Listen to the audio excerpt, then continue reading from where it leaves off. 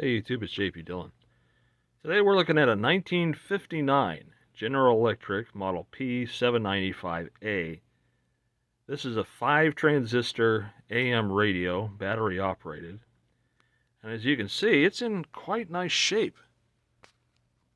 I found this last year at the San Diego Vintage Junk Crawl. And it's a yearly event where all the antique vendors and stuff get together and they will liquidate their remaining inventory of things that haven't sold for a while. And so as a result, you can get stuff like this relatively cheap. How cheap, you ask? This was a $10 purchase. The red Emerson radio I did a few videos back was a $15 purchase. And I have a couple more that I'm going to get to, but this one I just had to have because it's kind of unique. The leather is in particularly nice shape. The handle is still soft and supple. And this one opens rather strangely. Rather than you think the flap coming down from the back would be the way into the set, when you take the flap loose, you find that the radio literally splits in half. And we can see the battery compartment is none too happy. Full-size IF cans, full-size tuning condenser, and there's your enormous audio output transistor and transformer with the heatsink mounted to the transformer. That's kind of cool. And the capacitors are kind of a paper and wax like you'd expect from this time frame. Now, I haven't even bothered to apply voltage to this yet. I'm also impressed that the little plastic bits holding the antenna here are still supple. Normally these get brittle and just frosty and break apart. So that's pretty remarkable. It's not something you see very much. This was obviously a low-hour set that they left the batteries in, unfortunately, so we'll have to do something to clean that up. And then if we peer into the top, that's where your information is here. Batteries must be inserted as shown. It's a 6-volt radio using the 455 IF band instead of 225 or 250 or whatever the other one is. I forget that automotive likes to use. So anyways, we're going to apply a voltage to this and see if it comes alive and see what needs to be done to get it working better. It'll be another nice shelf queen. I'm just starting to collect really decent radios and just put them up there for use and get rid of my hordes of junk that I have. So let's get a voltage hooked up and see what happens.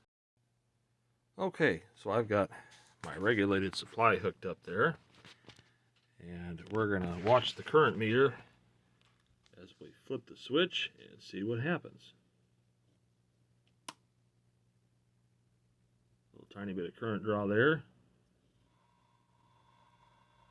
Well, we have sound. All right.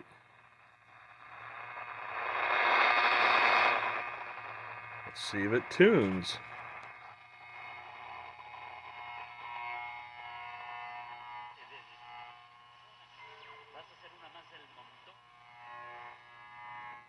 Online testimonials praising the Vaj. I can't believe this thing works. In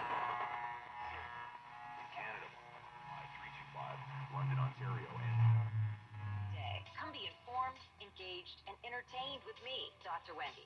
Es okay, voy al trabajo, voy a la... Not all sports have the word ball in there.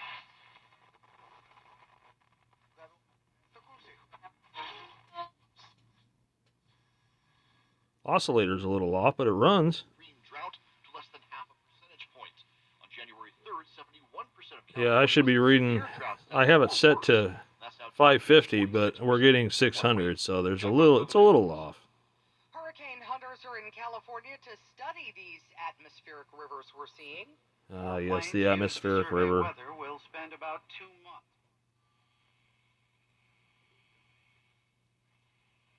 Can kind of get KFI there.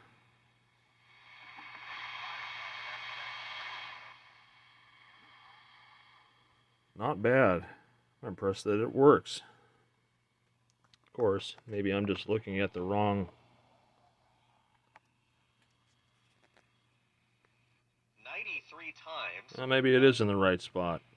I'm just looking at the radio from a different angle.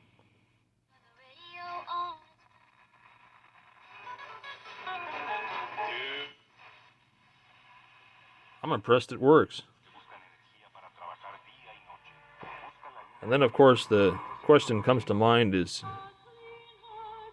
should I replace the capacitors or not? Although, I must admit it doesn't get too terribly loud.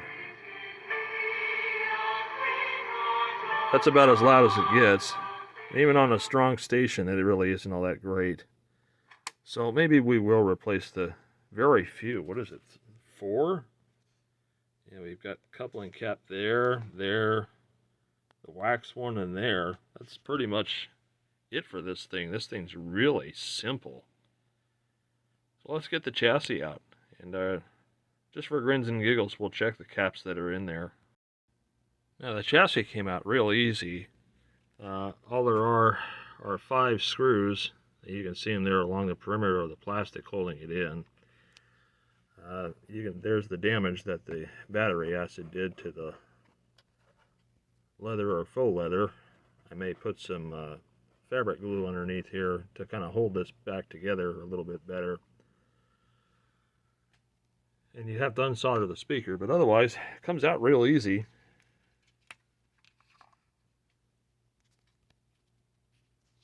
This is early circuit board design. But because there's no tubes to generate the heat to make it brittle and hurt things, it's really in remarkable shape. So realistically, it's just a matter of replacing a couple of capacitors. Like that 200 at 4.5 volts. And we've got, what, one over here, 5 microfarad at 10 working volts. Probably another one of the same value, and then this film guy here. All really quite simple. So I think what I'll do is mark the positive and negatives on the board, and then we'll just change them out, easy peasy. I just saw that little coupling guy to the audio output pre-driver too, so he's probably about dead.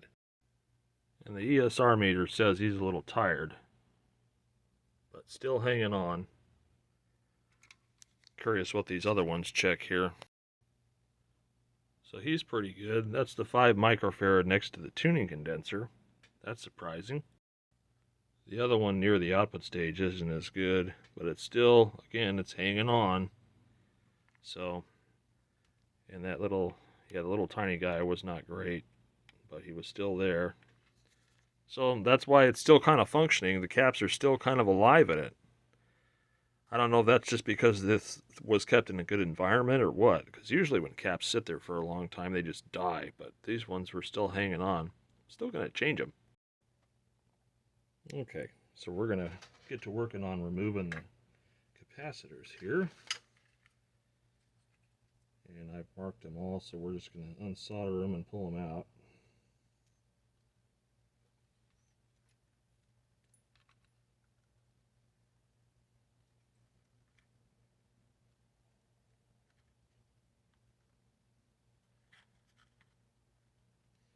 I just know somehow I'm going to screw this up and get the wrong leads, but we'll find out.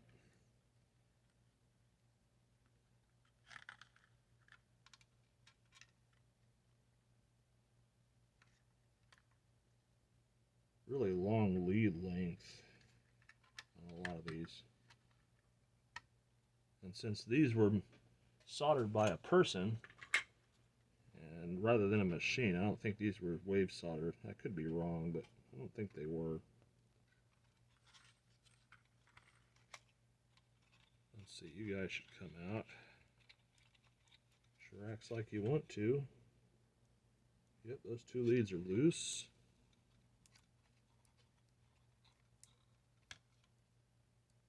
This thing's trying to fight me for some reason. Maybe I missed a lead here. Nope, that one's unsoldered too.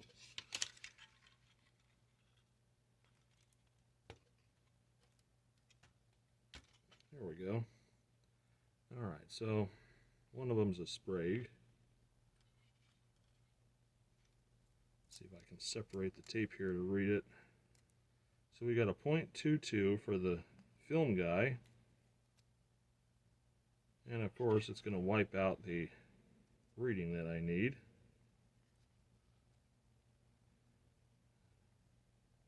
Wax capacitor. Let's see what it currently measures. It's probably going to measure about, oh, I don't know, more than what it's supposed to. There's a knob collar there. Well, that came off the volume control apparently. I need to reattach that. Let's see what the fluke says it is. It's probably another 5 microfarad. That one measures 12. Well, I can see the tail end of a 5 up there. So it's probably the same as the other one that was down here next to the condenser there. So we'll put another 5 in there and then a .22. Let me grab those and install them real quick. Great thing about modern components is that they have gotten considerably smaller.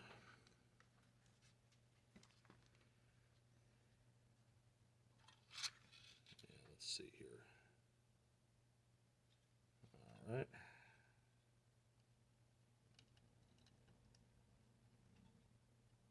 Set that down in there.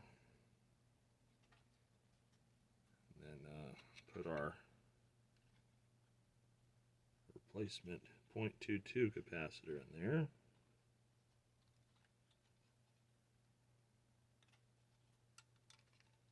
We'll solder those in place.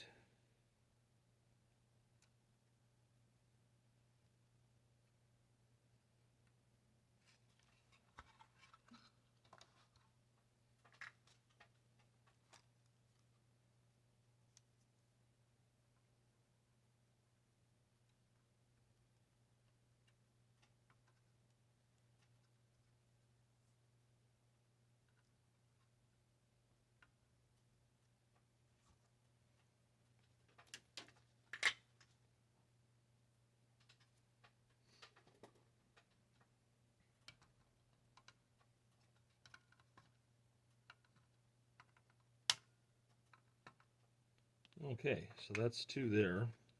We've got the axial one here. This doesn't really show a value from the top, so we'll have to pull it out and see what it is.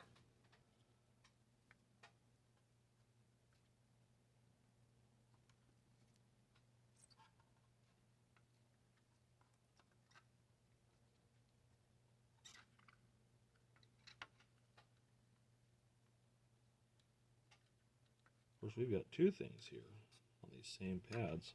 Let's check what I'm desoldering first. And of course stuff falls. Alright. So I guess it is the smaller of the 2 sets of leads. The other one's a resistor.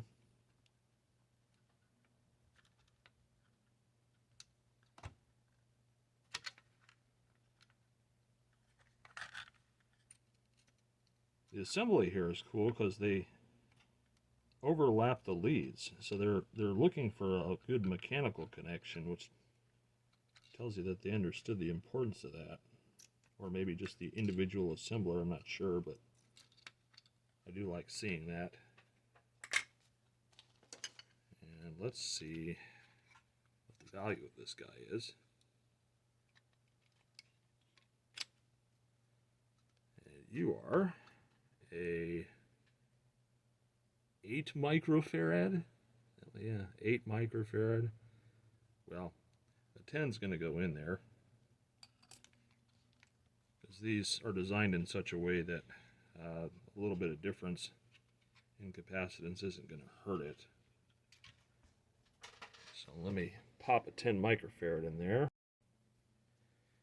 Let's just double check our polarity, which I had marked. So we'll bend the leads over, kind of like that.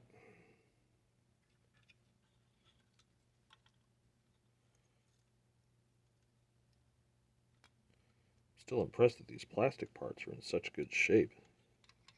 How does that even happen? Must have not ever been exposed to UV or outdoor or whatever it is that destroys plastic, usually UV. Let's solder that guy in there.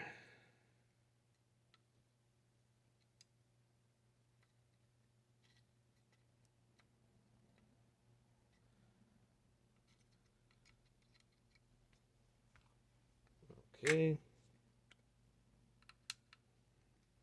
Let's trim off the excess.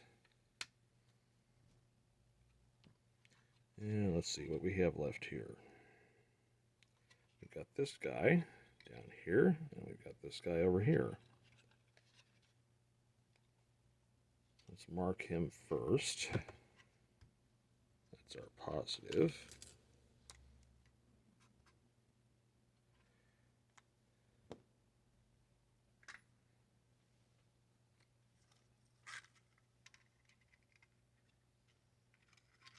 Now this is the exciting part of everything, is watching me change the parts. This is one of those things that you do when you just want to come down. You just want repetitive, easy work. But for me, that's normally refilming speakers. Refilming speakers is calming. Not sure why, but it calms me. So that comes out. So that's 200 microfarads at 4.5 volts. So put a 220 at 16 in there. I think that's the lowest value I have. Let me grab that. Okay. Yep, that's going to be our positive.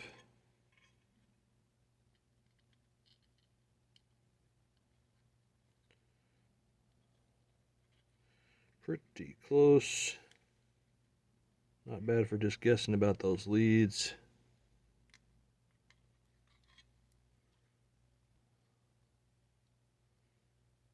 Pop that guy in there.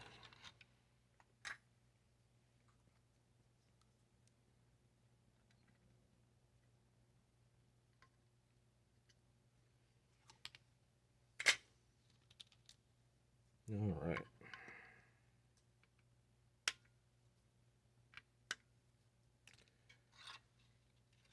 And then all that's left is that this guy here, this 5 microfarad over here.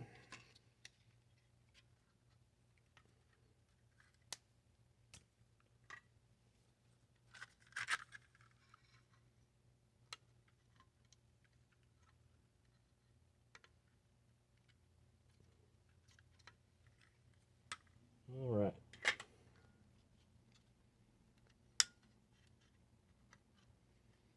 And then we'll just change that guy out.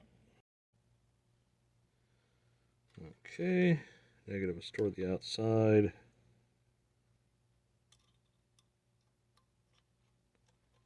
Drop that guy in. We'll solder him up.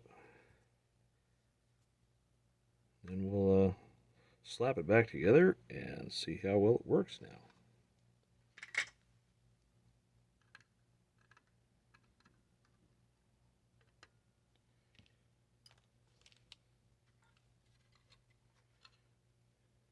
And I suppose, for the sake of saving me some trouble, well, actually I have to put this collar back around the volume knob. There we go.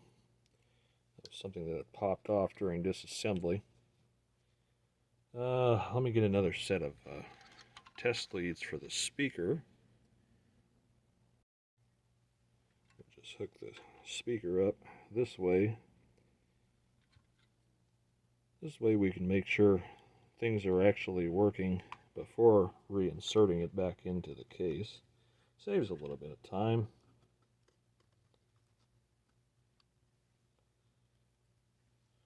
Alright, so I've reattached the speaker. And we're going to reattach the power. And let's turn her on and see how well she works now. Wow. That was like lots more volume.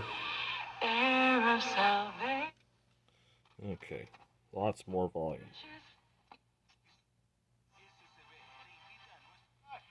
heating, AC, plumbing, and drain cleaning needs. Lots more And good volume. deeds for free. Okay, so that's good. I think maybe I'll shoot a little bit of CRC cleaner in that volume control just before we go back together here.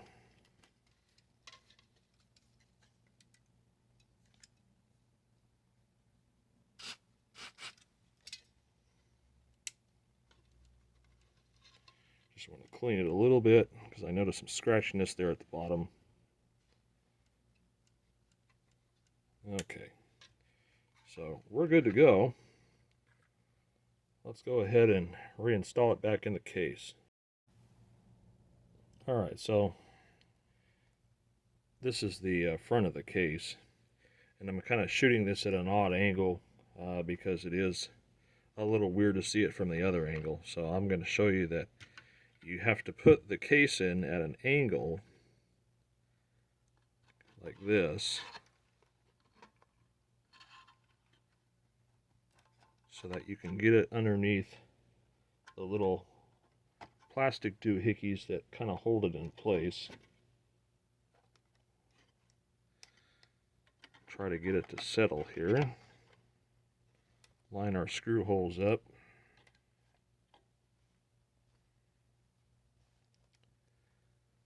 And then we'll just start putting our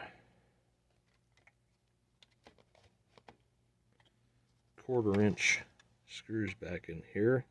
Of course, that of course is if things are going to cooperate.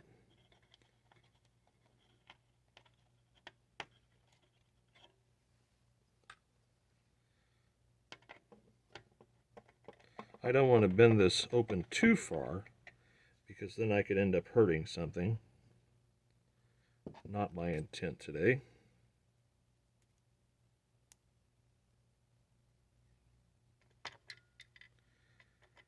Yeah, it's always putting it back together that's the fun part. Taking it apart's easy. Because now I have all these tight spaces that my fat fingers can't get into. I'm not tightening everything down. I'm putting it in there loosely so that I can make any needed corrections to the chassis while I'm inserting the screws that may not want to go in on their own. And once we have all 5 in, then I'll worry about tightening them down.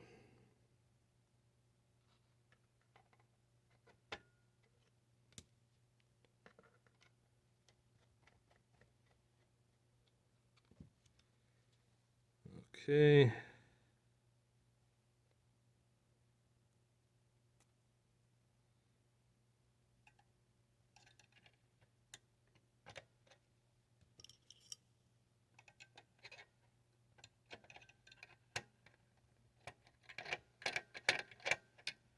There's always one that wants to fight you.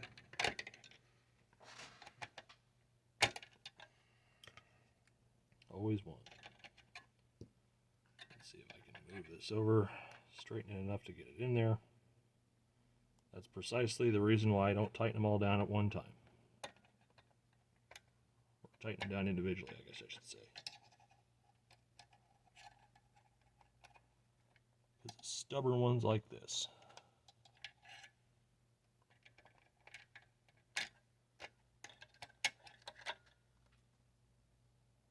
Alright, we're going to try something different.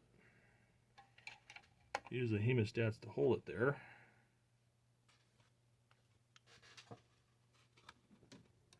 Whilst I get my socket around it. There we go.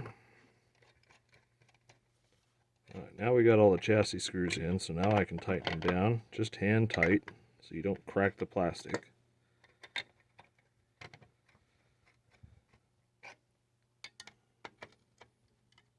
Alright. So now that we have that, we can put it back in the other orientation. Let me solder the speaker wires back in. And then there's, of course, the limiting strap, which we'll do last.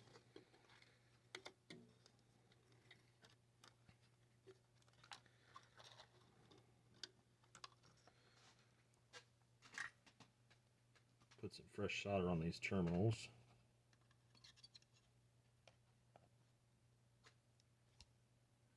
solder the wires in right after I burn myself.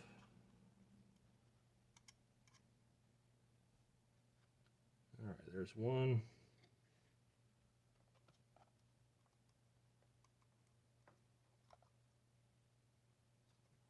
Let's curl that wire up. And there's two. Then we'll take our strap.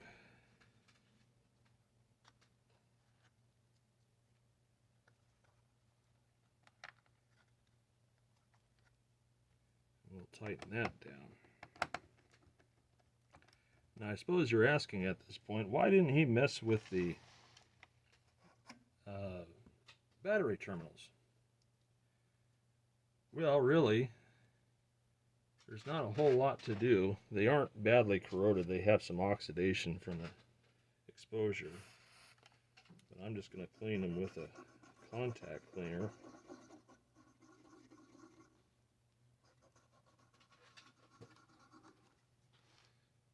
That cleans up really well. It just needs to make a contact. That's all it's needed. Alright, so let's go ahead and put the knobs back on. That's obviously the volume control since it says off. And then we'll put the tuning knob on. I know everything doesn't fit into the frame, and sorry about that, but I can't really help that too easily. Alright, so that's that. There it is, all buttoned back up again. So, let's hook it up to some power one last time. Let's see if I can find some D batteries. Maybe we can actually use real batteries. Okay, there we are with some fresh batteries. So let's button it back up. Alright, here's the final test.